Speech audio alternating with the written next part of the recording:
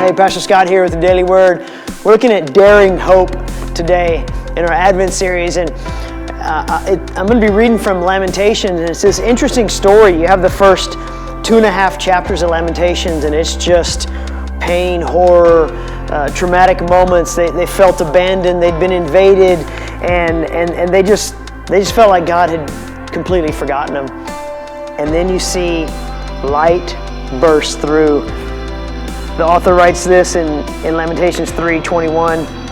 After all the stuff he had laid out about how horrible it was, he says, "Yet I still dare to hope when I remember this. The faithful love of the Lord never ends. His mercies never cease. Great is His faithfulness. His mercies begin afresh every morning." And the interesting thing there is that the circumstances hadn't changed. He was just able to make this decision somewhere in his heart and in his mind to align himself with God, or realign himself with God.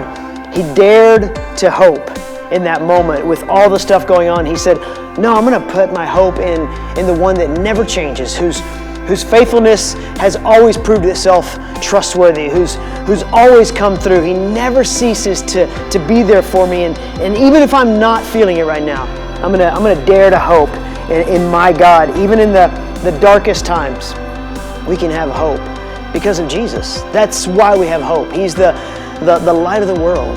He's the hope of nations. He's the one who came down and changed everything, and He'll come back and renew everything in a perfect way. And I know that some of us are going through challenging times, or situations, or family dealings, or finances, or worry about the future, or fear of the present, or maybe you have loved ones that are going through that. But I encourage us, dare to hope in a God who's faithful every day, whose mercies are new every morning of our lives.